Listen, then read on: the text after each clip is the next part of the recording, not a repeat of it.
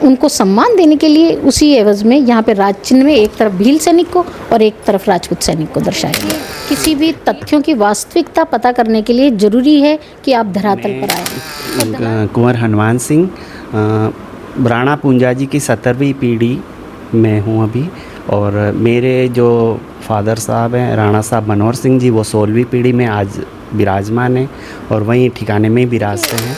हमारा कोई आदिवासियों से बिल्कुल भी मतभेद नहीं है, और तो वहाँ पे कहीं भी मैंने भीलू राणा कहीं नहीं पढ़ा। और पानरवा वाले तो अपने पूर्वजों के जो सम्मान की लड़ाई है, कोई बात नहीं, अगर यदि आपके कोई हुआ है तो आप पूजिए, सम्मान कीजिए, लेकिन पानरवा तक उस विवाद को मतलब पर जब उनको राणा पूंजाजी जो हमारे पूर्वज हैं, सोलंकी क्षत्रिय राजपूत हैं, उन्हें भील बताते हुए वहाँ पे स्मारक बनाया जा रहा था, तो उसका हमने ज़बरदस्त विरोध किया।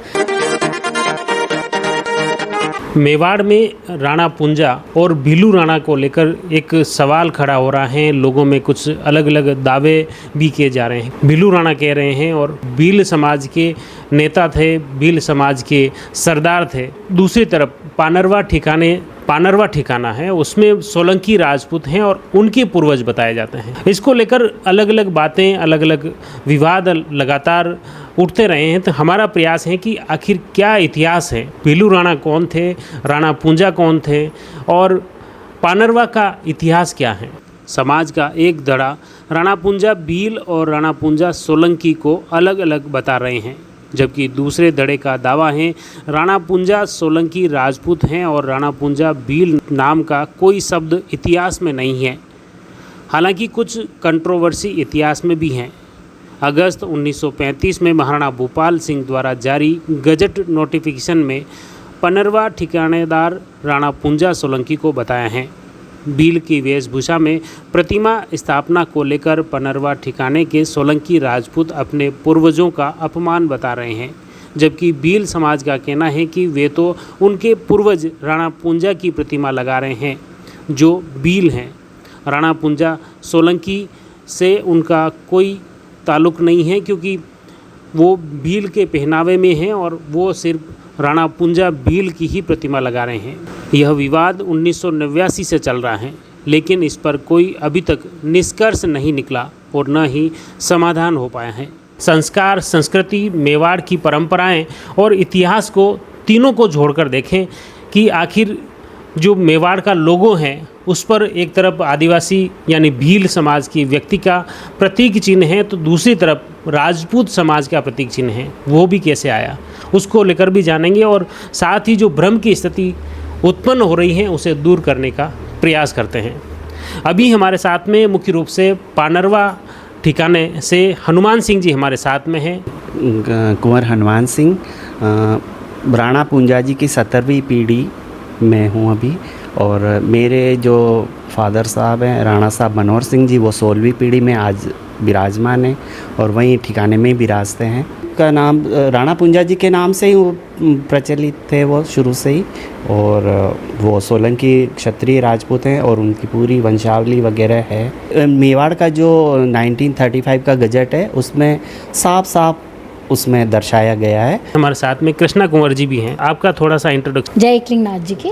मैं कृष्णा कुमारी पानरवा, और मैं राणा पूंजा जी सोलंकी जो पानरवा के क्षत्रिय शासक थे उनके परिवार से, जो अभी वर्तमान में 16वें वंशज हैं, राणा साहब मनोहर सिंह जी सोलंकी, उनकी मैं पुत्रवधू हूँ। और हम काफ़ी वर्षों से समाज में जो ये विकृति फैली हुई है इतिहास में, उसको दूर करने का प्रयास कर रहे हैं, जागरूकता लाने का लोगों में प्रयास कर रहे हैं। और जो पानरवा ठिकाना है वहाँ की जो सोलंकी हैं वो अनिलवाड़ा पाटन से आए हुए हैं। सन 1478 के आसपास जब पाटन में गद्दी को लेकर थोड़ा संघर्ष हुआ तो वहाँ से सोलंकी बिखर गए और कुछ लोग अजमेर की तरफ गए और कुछ देसूरी होकर ना, हमारे जो पूर्वज थे वो सिरोही लाश होते हुए इधर की तरफ आए। और बाकी देसूरी में भी जो सोलंकी हैं वो पानरवा वाले, और वो एक ही गोत्र के और एक ही परिवार है। जो वहाँ से देसूरी होते हुए रूपनगर जिलवाड़ा वाले, वो और पानरवा एक ही परिवार है। उस समय 1478 में अक्षयराज सिंह जी आए थे, और उस समय पानरवा में जीवराज यदुवंशी जो राजपूत थे उनका पानरवा गढ़ पर अधिकार था, और उन्होंने जो अक्षयराज सिंह जी और उनके भाई थे उन लोगों ने उनसे लड़ाई करी, युद्ध किया और उनको भगा के उन्होंने अपना पानरवा में अधिकार स्थापित किया। तब से कंटिन्यू हमारा परिवार वहाँ रह रहा है। मेवाड़ के जो राव उमराव है उनमें आपका ठिकाना शामिल है? जी हाँ, बिल्कुल, उसमें उन्होंने समकक्ष अधिकार दिए और बाकायदा जब 1568 में हल्दी घाटी का युद्ध हुआ, 1568 में हल्दी घाटी युद्ध नहीं, जब चित्तौड़गढ़ से महाराणा उदय सिंह जी और महाराणा प्रताप वगैरह जब वहाँ से निकले और वो भूमठ की तरफ आए, तब वो पानरवा की क्षेत्र में आए और उस समय वहाँ पे राणा हरपाल थे और उन्होंने आगे बढ़ के वहाँ पे उनका स्वागत किया। और उस दौरान काफ़ी लंबे समय तक महाराणा उदय सिंह जी और वगैरह महाराणा प्रताप और ये लोग वहाँ पे पानरवा क्षेत्र में रहे। बड़वों की पोथियों में, मेवाड़ की भी कुछ इतिहास की किताबों में कि महाराणा उदय सिंह जी ने एक विवाह जो पानरवा के रतन बाई जी सोलंकनी थे उनसे वहाँ एक विवाह भी स्थापित किया। और उसके अलावा ऐसा कहा जाता है, बड़वों की पोथी में लिखा हुआ है कि वहाँ पे जो पहाड़ी पे अपना गढ़ है, जब वहाँ जयवंता बाई जी को चढ़ने में वहाँ पे थोड़ी दिक्कत हो रही थी तो जो हरपाल थे वो उन्हें अपने कंधे पे बैठा के लेके चढ़े और इससे प्रसन्न होकर उन्होंने कहा कि आज से हमारा 2 पूत, एक महाराणा प्रताप के लिए का, एक राणा प्रताप और एक राणा हरपाल। तब से कहा जाता है उनको राणा की उपाधि मिली हुई है पानरवा वालों को। राणा पुंजा को बिलू राणा भी कह रहे हैं और राणा पुंजा भी कह रहे हैं। जी, मेरी जानकारी में ये विवाद 97 से मैं देख रही हूँ और 97 में जब पहली बार पानरवा जो ठिकाना है वहाँ पे मेरे जो फादर इन लॉ हैं उनकी राणा साहब की पर्सनल खातेदारी की एक पहाड़ी है 85 बीघा की। उस समय 97 में प्रशासन ने बिना अनुमति के उस पहाड़ी के ऊपर से उसको जेसीबी वगैरह से प्लेन कर दिया और वहाँ पे राणा पुंजा जी का भील वेशभूषा में मूर्ति लगाने का और स्मारक बनाने का इनका प्लानिंग थी।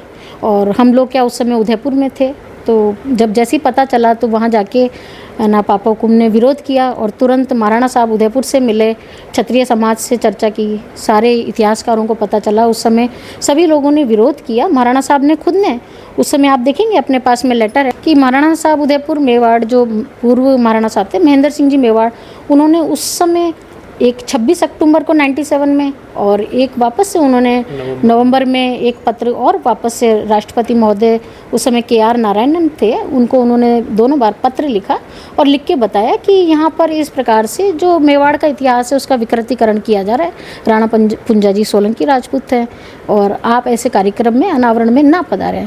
और उनकी बात को, और उसी समय जो मेवाड़ क्षत्रिय महासभा है उसने भी उस समय मुख्यमंत्री वगैरह को पत्र लिखे।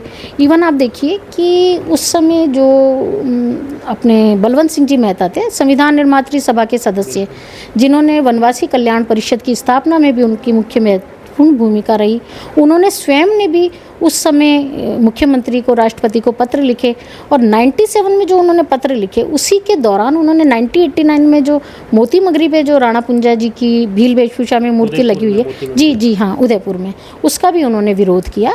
और उन्होंने उस समय मुख्यमंत्री भैरव सिंह जी शेखावत थे 97 में, उनको पत्र लिखते समय उन्होंने बताया कि 89 में राजीव गांधी जो प्रधानमंत्री थे उनके हाथों से इस मूर्ति का अनावरण हुआ था और उन्होंने बाकायदा उस समय राज्यपाल को पत्र लिख के विरोध किया था और राज्यपाल और मुख्यमंत्री को। तो राज्यपाल के कहने पर उस समय 89 में बलवंत सिंह जी मेहता, उन्होंने वहाँ पे पत्र लिखा था राजीव गांधी जी को, प्रधानमंत्री साहब को। उन्होंने उस समय मणिशंकर जी अय्यर की अध्यक्षता में एक बाकायदा कमेटी भेजी थी उदयपुर और वो यहाँ आके मेवाड़ के इतिहासकारों से मिली। उस समय डॉक्टर साहब देवीलाल जी पालीवाल से, आपने बलवंत सिंह जी मेहता साहब से मिले और उस समय वो जो मोती मगरी पे जो नाम नीचे लिखा हुआ था उससे बाकायदा प्रशासन के द्वारा हटा दिया गया था। सारे इतिहासकारों के, आप मेरे पास में आज भी उनकी कटिंग है, उनमें आर्टिकल में पढ़ें आप क्या हुआ था। और उस समय बाकायदा इतिहासकारों के द्वारा अपने एक पानरवा के जो भी ऑथेंटिक दस्तावेज थे वो हमने इतिहासकार डॉक्टर देवीलाल जी पालीवाल को उपलब्ध कराए और उन्होंने पानरवा का सोलंकी राजवंश करके पुस्तक लिखी जिसमें उन्होंने बहुत जगह से उन्होंने सारे दस्तावेज तैयार किए और इवन उस किताब का विमोचन भी श्री जी हजूर महाराणा साहब महेंद्र सिंह जी मेवाड़ के कर कमलों से 2001 फरवरी में हुआ है। और उस जो विमोचन समारोह है उसकी तस्वीरें हैं, उसकी खबरें हैं अखबार की। मेवाड़ का जो लोगो बना हुआ है उसमें बताते हैं कि एक तरफ आदिवासी बीलू राणा हैं जो राणा पुंजा हैं हमारे सरदार, और दूसरी तरफ बताते हैं कि मेवाड़ का राजवंश है। कि ये लोगो की वास्तविकता क्या है, वो कैसे प्रामाणिकता के साथ आप बताएं। देखिए, मैं कुछ भी कहूँगी तो वो मेरे फेवर में आपको ऐसा लगेगा कि मैं अपने फेवर में बोल रही हूँ, लेकिन मैं जो भी चीज़ आपको बता रही हूँ वो बिल्कुल प्रमाण के साथ है कि जो ये राज्य चिन्ह है मेवाड़ का 1935 का, मेवाड़ का जो गजट है महाराणा साहब भोपाल सिंह जी के समय में जो उन्होंने अपने सानिध्य में सर सुखदेव जी द्वारा लिखवाया, उसकी मूल कॉपी, ओरिजिनल कॉपी मेरे पास में है। आप ये देख सकते हैं इसको, ये देखिए आप इसका एक भले पेज भी देखें आप, ये देखिए आप इसमें,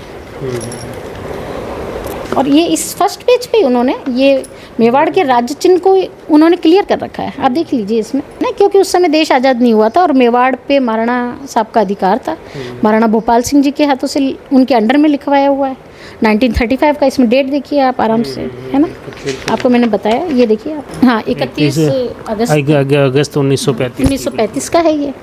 और इसमें स्पष्ट रूप से ये देखिए आप, हाँ इसमें ये यहाँ पे देखिए आप, ये पढ़िए, हाँ ये है ना, ये इसमें पूरा इंग्लिश में लिखा हुआ है।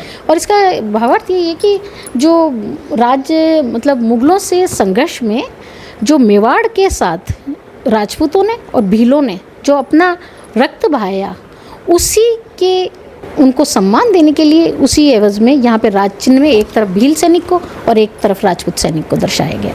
कुछ लोगों ने वहाँ आके और वहाँ राणा पुंजा जी को भील बताते हुए जयंती मनाई लगभग 4-5 साल पहले, और उसके बाद में बड़ा वहाँ पे तनावपूर्ण माहौल हो गया और उन्होंने डायरेक्ट ही पानरवा परिवार पे भी जैसे वो लोग है ना आरोप प्रत्यारोप लगाने लगे। मुख्य रूप से पानरवा एरिया को भोमट का जिक्र भी है इतिहास में, और कहते हैं कि वहाँ ज़्यादातर क्या आदिवासी समाज के लोग ही हैं, दूसरे राजपूत कोई नहीं है।